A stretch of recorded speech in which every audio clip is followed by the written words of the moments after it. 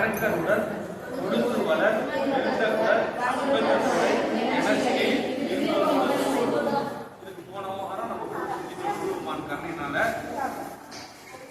முருகப்பெருமானுடைய வேல் வந்து அந்த போர்க்களத்துல சூரபத்மனுக்கு அரக்கர் உடலை உழுவி அதை முருகப்பெருமானுக்கு மாலை பார்த்து அந்த மாலையை பார்க்கறப்ப நமக்கு செவந்த முருகப்பெருமான் வந்து அருளிமாலை அப்படி அருளிமாலை போட்ட மாதிரி அந்த காட்சி அப்படி ஒரு அமைப்புல இருக்கு.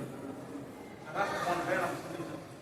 சரக்குவரும் கோபங்கள வரக்கூடிய அரக்கர் சரக்குவரும் அரக்கர் உடன் ஒழுங்குபட எழுத்தோட சிவந்தன் கொடை எனக்கு சிவந்தன் கொடைனா சிவந்த மாலை சிவந்த மாலை அருளிமாலை மாதிரி முருகப்பெருமானுடைய கழுத்துல அலங்காரம் பண்ணலாம். இந்த வாரம் 16 பாடல் தான் நமக்கு புதுசா இருக்கும். 16 மறுபடியும் மாறி மாறி 17 குரலுக்கும் முனிவருக்கும் மகவலிக்கும் விதிநனக்கும் அறிநனக்கும் நகர்நமூரும் இடுக்கத்தினை சாடும் ஒரு சிந்தம். குரலுக்கும் தான்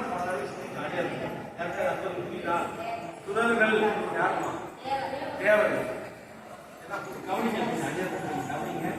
ஏன்னா நம்ம வீட்டில் பாருங்க நமக்கு இந்த அர்த்தம் தெரிஞ்சு பாருங்க மனசு ஆழ்ந்து அப்போ நமக்கு பொழுதுபடுகிறது அப்படி நம்மளோட குறைகள்லாம் சிரிக்கிறது முடியாது.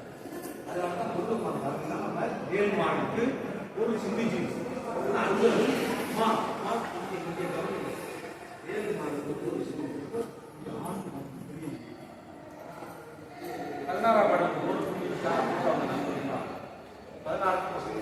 இப்போ வந்து சுரருக்கும் சுரர்னா தேவர் சுரர்னா தேவர் அசுரர்னா அழகர் சுரருக்கு முன்னாடி ஆபரணம்னா அசுரர் அசுரர்னா அழகர் சுரருக்கும் முனிவர்களுக்குன்னா தவத்திலும் உயர்ந்த நிலையில் முனிவருக்கு மகபதிக்கும் மகபதினா இந்திரன் விதிதனுக்கும் எல்லாருக்கும் விதி இருக்கக்கூடிய பிரம்மாவுக்கும் ஹரிதனுக்கும் மகாவிஷ்ணு நரதமக்கும் நரனா மனிதன் குரு எடுக்கல் வினை சாடும் எல்லாருக்கும் உண்டாகக்கூடிய துன்பத்தை முருகபெருமானுடைய இருக்கையுள்ள வேல் எல்லாருடைய துன்பத்தையும் போக்கக்கூடிய ஆற்றல் உள்ளது.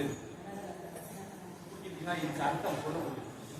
தேவாதி தேவர்கள் ஞானிகள் மகான்கள் எல்லாருடைய துன்பத்தையும் போக்கக்கூடிய ஆற்றல் முருகபெருமானுடைய இருக்கையில் உள்ள வேலுக்கு இருக்கு. அப்ப நம்ம அறியாத சின்ன துன்பம் முருகபெருமான் பண்ணாத பொண்ணு தேவர்கள் தேவராலே தாங்க முடியும். யமனுக்கே யமனா இருந்தான் சூரபத்மன் யமனே போய் அடங்கியிருந்தான். யமனே வந்து சூரபத்மன் என்ன சொல்றாங்க அதான் கேட்கணும். அக்னி பகவான் என்ன சொல்றது யார் சொல்றது சூரபத்மன் என்ன சொல்றது அக்னி பகவான் சூரியன் கேட்கணும் சந்திரன் கேட்கணும்.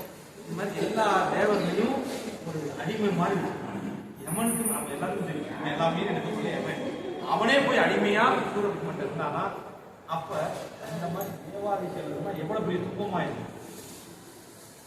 அவனையே வந்து ஒரு கட்டுப்பாட்டு அடிமையா வைக்கிறானா அப்ப அவனுக்கு அந்த அடிமையா வச்சிருக்கவனுக்கு எவ்வளவு ஆற்றல் இருக்கும். அவன் எவ்வளவு பெரிய துன்பத்தை கொடுத்துருப்பான் எவ்வளவு சக்தி இருக்கும். அப்ப நம்ம அதுக்கு மேலே துன்பத்தை பார்த்து அனுபவிக்கணும். பூமியில நம்ம சின்ன சின்ன துன்பங்கள்லாம் முருகபெருமான் கருணையினால சீக்கிரம் நம்ம முறை என்ன பாராயண முறை நண்பர்கள் நிறைய பேர் வந்து என நீங்களும் நினைக்கிறீங்க நம்ம சிந்திக்கணும். ஏன்னா பயிற்சி வீட்டில் அப்போ பண்ணணும். ஒரு மண்டலம் எடுக்கணும் 48 நாள் பாராயணத்துக்கு எடுத்துக்கணும். அப்போதான் நம்மளுடைய வினைகள்லாம் இருக்கும். காலையில் ஒரு வேலை மாலை ஒரு வேலை காலையில் ரொம்ப சீக்கிரம் பண்ணணும். 4 சாயந்தரம் ஒரு டைம் 6 மணிக்கு 2 வேலை வந்து இந்த செயல்பாடு பாருங்க பலன் வந்து சீக்கிரம் 2 ஞானிகளுடைய பார்த்து ஆழ்ந்த நம்பிக்கையோட பண்றப்ப இந்த பலத்தை கொடுக்கிறாங்க. குருவின்றி குரு கிடைக்காது. அப்ப நம்ம 2 பேர் குருநாதரா இருக்காங்க. ஒருத்தர் அன்னைக்கு இன்னொருத்தர் வள்ளிமலை 2 பேரோட மகான்களை நாமத்தையும் சொல்லி சந்தர்ப்ப பாராயணத்துக்கு பண்ணா திருவருள் சீக்கிரம் கிடைக்கும், தடையும் அன்னைக்கு நான் இப்ப சொல்லியிருந்தாங்க ஒரு 12 முறை எந்த விழா அன்னைக்கு சொல்லியிருந்தாங்க எல்லாரும் எந்த விழா அன்னைக்கு நாதன் திருடி கமலங்கள் போற்றி போற்றி எந்த விழா போற்றி போற்றி எந்த விழா சுவாமி திருடிகள் போற்றி போற்றி எந்த விழா